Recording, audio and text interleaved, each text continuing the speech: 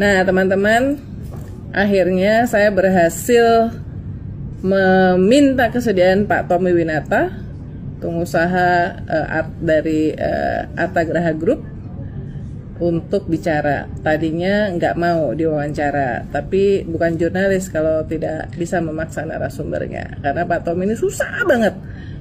Padahal saya udah kenal lama. Tapi Pak Tommy ini satu dari pengusaha top, pengusaha Indonesia yang diundang bertemu dengan Presiden di Istana. Yang kita tahu ada 2 kali. Yang pertama kan memang kita tahunya dari postingan di Instagramnya Sekretaris Kabinet. Kemudian yang kedua juga sama ya, di postingan dari Istana. Pak Tommy waktu diundang itu dikasih tahu berapa lama sebelumnya? Seingat kami pagi-pagi sekali. Pagi ya? Jadi sore ketemunya ya? Nah, ketemunya kalau nggak salah jam 2. Nah, apa tema utama dari pertemuan itu? Tidak ada tema khusus spesial, tapi hanya dalam rangka membangun spirit kita sebagai anak Indonesia, pengusaha Indonesia, bagaimana peran-serta kita dalam mengisi pembangunan, serta bagaimana pemerintah, dalam hal ini pemerintahan Pak Prabowo, untuk bisa lebih jemput bola dan ketemu dalam titik yang pas agar mempercepat proses pembangunan ekonomi dan kinerja ekonomi, kan, demi terciptanya harmonisasi, kan, terhadap pertumbuhan ekonomi yang baik, kan, antara kebijakan pemerintah, laku ekonomi, pertumbuhan serta lapangan pekerjaan yang ujungnya juga berdampak kepada, kan, win-win solution antara pemasukan negara, kan, dengan peningkatan kualitas mutu pengusaha. Apakah ada agenda spesifik, misalnya Presiden menjelaskan tentang program-program unggulan, lalu minta dukungan dari pengusaha yang hadir gitu? Saya kira Presiden menjelaskan program-program Presiden dalam soal hal-hal yang bagaimana menyangkut hilirisasi dalam membangun pertumbuhan ekonomi Indonesia, agar tidak lagi kita memainkan peranan hanya sekedar menjual barang mentah, dan itu sangat betul sekali. Dan kedua, Presiden ingin sektor kreatif,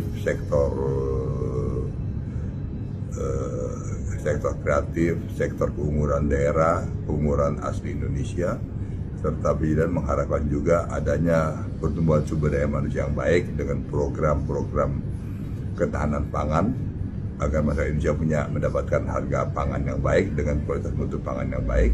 Serta juga program beliau menjelaskan maksud dan tujuan beliau membangun kualitas gizi untuk anak-anak, remaja dan pemuda Indonesia. Serta Presiden juga menginginkan juga bagaimana mereka ini bisa tumbuh menjadi kader-kader bangsa yang baik. Nah, dalam soal pertumbuhan ekonomi, beliau juga memberikan gambaran maksud dan tujuan beliau dalam membangun Danantara. Dan Danantara itu murni adalah menangani proyek-proyek nasional yang besar-besar, bukan Danantara dipakai untuk proyek-proyek sosial. Yang selama ini banyak orang salah mengerti seolah-olah Danantara dipakai untuk proyek-proyek yang sosial. Itu benar-benar suatu badan usaha besar milik negara atas perkumpulan daripada BUMN-BUMN strategis untuk membangun ekonomi Indonesia dengan membangun proyek-proyek strategis yang bersifat komersial strategis yang bisa meningkatkan kemakmuran dan kualitas pertumbuhan Indonesia. Yang kami lihat adalah suatu kombinasi kepengurusan yang terbaik saat ini yang bisa dibentuk. Dan saya kira market harusnya sudah mempelajari dan kami yakin akan disambut baik. Kita pun semua merasa tenang dan percaya terhadap progres-progres dan hal-hal yang positif akan dilakukan oleh Danantara dengan beberapa proyek strategis yang menjadi prioritas Danantara itu sendiri. Dan kami sekarang membangun instrumen kinerja kita untuk menyesuaikan dan menselaraskan apa-apa yang diarahkan oleh pemerintah maupun apa-apa yang sejalan dengan program pemerintah sekaligus juga apa-apa yang sejalan dengan kinerja Danantara. Pak Tommy, situasi bisnis kalau menurut Pak Tommy sekarang seperti apa? Dan apa yang harusnya dilakukan oleh pemerintah untuk mencapai pertumbuhan 8%? Ya, saya kira situasi bisnis setiap kali kan namanya setiap era, setiap masa, setiap saat ada musim. Saat ini adalah saat konsolidasi untuk kita maju lebih besar lagi, lebih cepat lagi, dan melangkah lebih tepat lagi. Dan saya optimis kok, kami sendiri tetap tidak menahan pertumbuhan-pertumbuhan yang kita rencanakan. Dan kita tetap berjalan dengan percaya bahwa apa yang dicanangkan oleh pemerintah dan apa yang kita canangkan itu akan menjadi suatu target buah prestasi yang baik. Kalaupun masih banyak kawan-kawan bisnis yang masih membaca-baca, saya melihat dalam sejak pertemuan peluncuran Danantara dan pertemuan yang terakhir, perubahan-perubahan yang luar biasa dari teman-teman pengusaha yang saya kenal yang nyampe ke kuping kami, baik dalam maupun luar negeri, yang sempat jumpa dan kemudian kami sudah mulai terbangun suatu kesan yang jauh lebih positif lagi. Dan ternyata sudah banyak orang lebih mengerti lagi apa sih sebenarnya menjadi tujuan presiden kita, Presiden Bapak Prabowo Subianto, dalam rangka menjabarkan kinerja kerja yang beliau dengungkan dan beliau sampaikan. Saya kira tahapan-tahapan itu sudah pada saat-saat yang membuahkan suatu tahapan-tahapan positif untuk secara teratur langkah kemajuan akan berjalan lebih baik lagi. Pak Tommy, pertumbuhan ekonomi itu kan selama ini driven by consumption ya. Jadi yang sulit buat Indonesia selama ini adalah mengundang investasi ya. Kenapa itu? Apa saran Pak Tommy? Saya kira kesulitan mengundang investasi itu dan investor itu juga bukan satu kesulitan hanya ada di Indonesia saja. Tapi kita harus juga bangga bahwa Indonesia masih menjadi negara utama tujuan investasi, khususnya dari negara-negara sahabat. Dari mulai opportunity yang ada, kesempatan yang ada, serta dari mulai semakin banyaknya penyederhanaan birokrasi dan semakin banyaknya sikap para pembantu presiden dari tingkat pusat sampai ke bawah untuk melakukan tindakan jemput bola.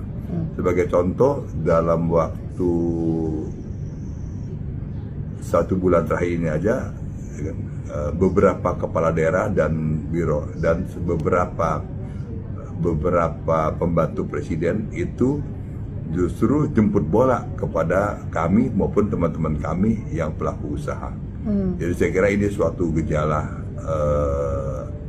tahapan strategis yang sangat positif sekali. Mereka sudah mulai, wah, zaman sekarang udah pelayanan sudah jemput bola ya, bukan nunggu lagi. Itulah kira-kira salah satu gejala. Saya kira pengusaha itu kan perlu kenyamanan. Approach keamanan kepada pengusaha itu sudah bukan lagi menjadi suatu hal yang menjadi patokan, tapi pengusaha sudah masuk kepada tahap kenyamanan. Nah, dan tingkat menuju berusaha dengan nyaman itu sudah mulai diciptakan oleh kepastian-kepastian yang dilakukan oleh pemerintah, dan tingkat kepercayaan para pelaku ekonomi kepada pemerintah, khususnya Presiden Prabowo, sekarang ini semakin tinggi secara signifikan. Di pertemuan yang kedua, Ray Dalio apakah percaya terhadap Danantara? Dia memang ada di struktur Dewan Penasihat ya? Saya kira beliau sangat optimis. Waktu itu kami belum tahu beliau akan duduk di mana. Tapi waktu itu beliau sudah menyampaikan suatu optimistik dan kita semua sama seirama bahwa dengan keberadaan Danantara itu akan menjadi salah satu gerbong loko ekonomi bagi gerakan kemajuan ekonomi Indonesia. Oke, 2 pertanyaan terakhir. Ekonom ahli mengatakan sedang terjadi krisis di market confidence yang ditunjukkan antara lain dengan anjloknya sehingga harus dibekukannya sementara indeks harga saham ya, bursa saham Indonesia kemarin. Bagaimana Pak Tommy melihatnya? Kalau saya kira yang namanya itu adalah hukum pasar Orang bilang up and down. Apalagi kita menghadapi pada saat masa-masa transisi kebijakan-kebijakan yang sedang diperbaiki. Dan maklum sekali kalau dalam rangka pelaku ekonomi asing yang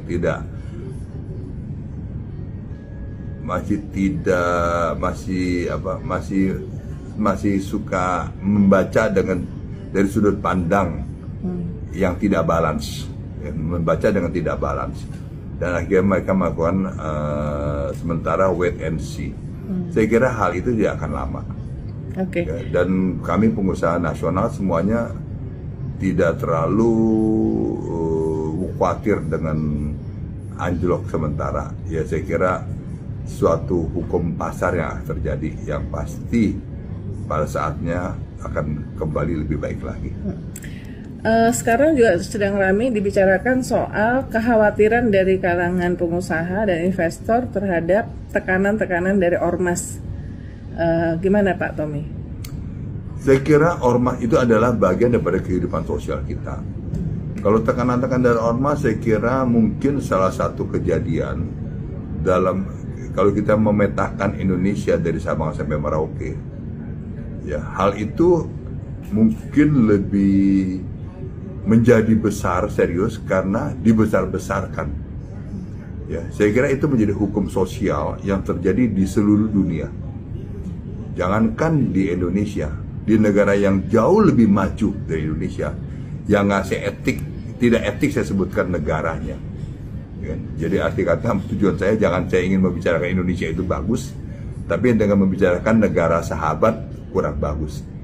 Tapi saya berapa kali ke negara-negara sahabat dan negara-negara yang mengklaim dirinya lebih maju dari Indonesia. Hal seperti itu pun juga pernah kami alami dan pernah kawan kami di negara sahabat itu mengalami.